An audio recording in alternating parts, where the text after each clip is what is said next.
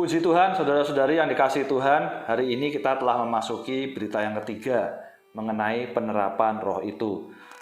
Syukur kepada Tuhan, kalau kita boleh mengenal penerapan roh itu di atas diri kita, khususnya kita di dalam zaman perjanjian baru, ini adalah suatu berkat bagi kita.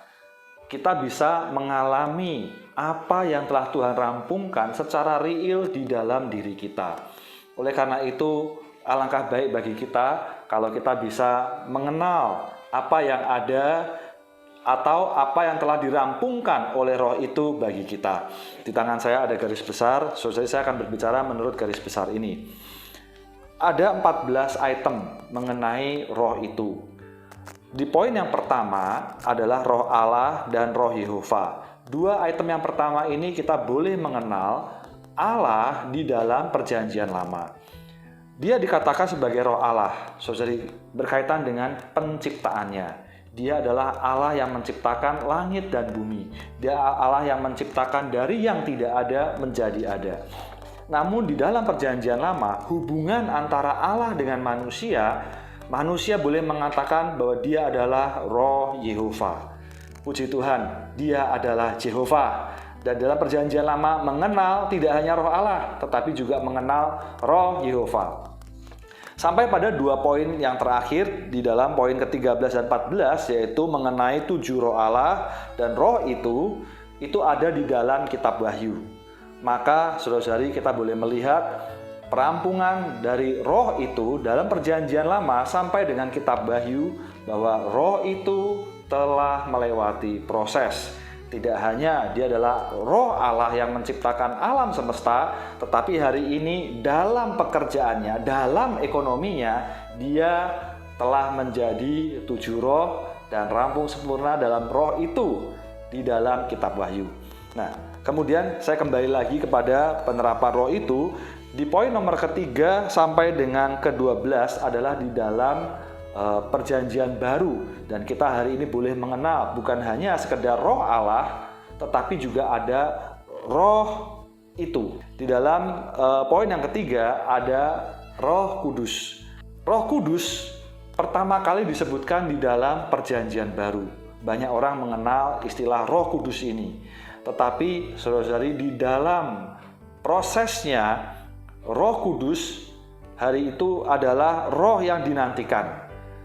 Mengapa? Karena saat itu roh belum melewati proses. Itulah sebabnya di dalam nomor 4 dikatakan roh itu belum ada. Mengapa? Karena Yesus belum dimuliakan.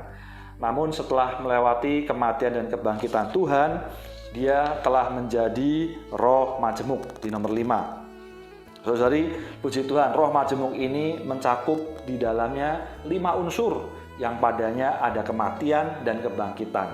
Dan hari ini roh itu sebagai roh majemuk, dia mengalami, telah melewati berbagai proses. Dia adalah roh majemuk. Nah, roh majemuk ini kita perlu mengingat ada 5 unsur yang menjadi penyusunnya. Yang pertama adalah minyak zaitun yang melambangkan Roh Kudus.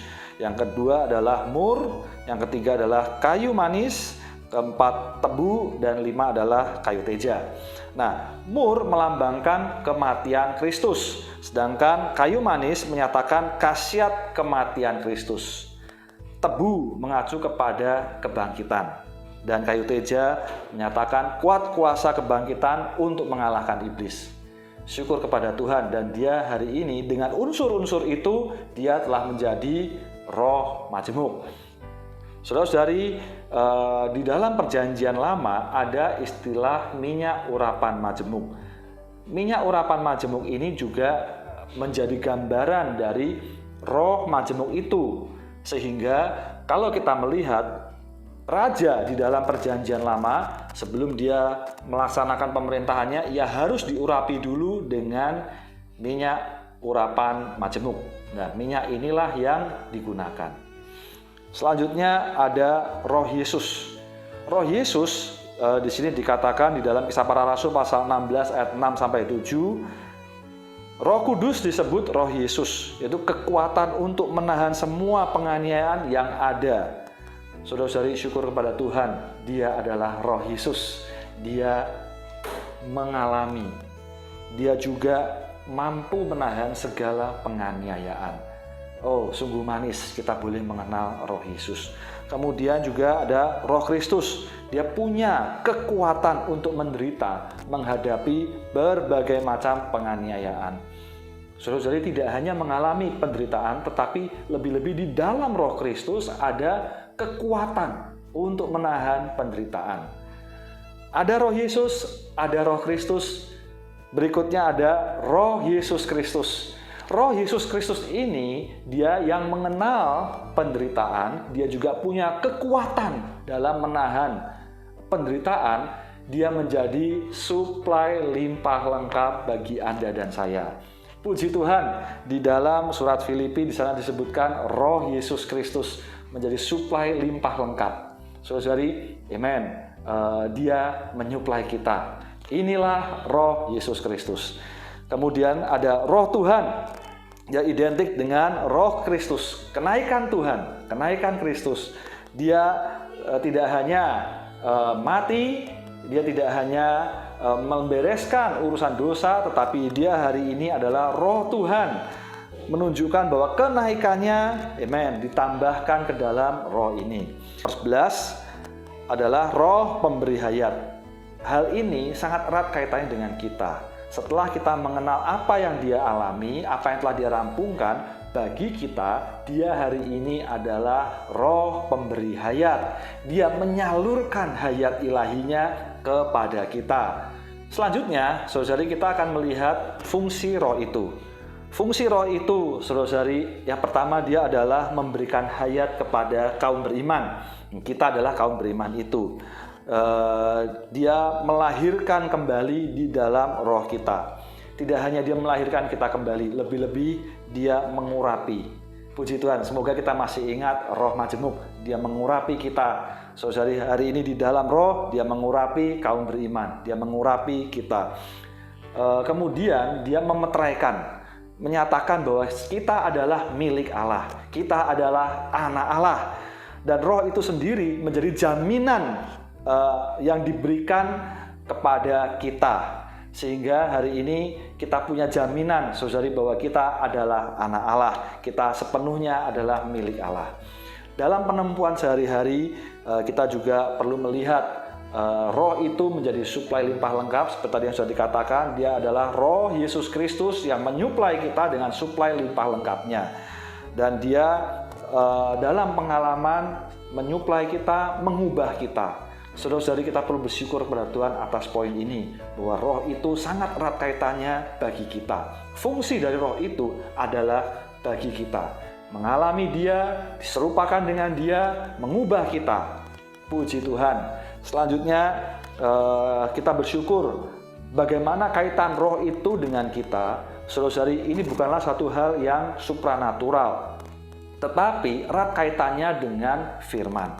Kita bersyukur atas dua hal berkat Allah atas hidup kita. Yang pertama adalah Roh di batin kita, dan yang kedua adalah Alkitab yang di luar. Pekerjaan Roh itu di dalam kita selalu bersamaan dengan firman yang di luar. Oleh karena itu, saudari, saya sungguh mendorong kita semua sama-sama menggali kebenaran firman menjadi kekayaan kita yang tidak terduga. Oleh karena itu, saudari, di dalam roh kita boleh menerima apa adanya Dia. Ketika kita datang kepada firman, kita perlu membuka roh kita. Roh kita adalah alat untuk menerima penyalurannya. Saudara-saudari, ketika kita membaca firman Tuhan, benak kita memahami, mencerna apa yang dikatakan oleh Alkitab. Tetapi saudara-saudari, sangat esensial adalah roh manusia. Semoga ketika kita datang pada firman, kita menggunakan roh kita untuk memahami firman. Dengan demikian, firman itu menjadi kekayaan, kenikmatan bagi kita. Dengan kekayaan dan kenikmatan itu menjadi dasar kita untuk mengalami apa yang telah roh itu rampungkan bagi kita. Mulia bagi Tuhan. Amin.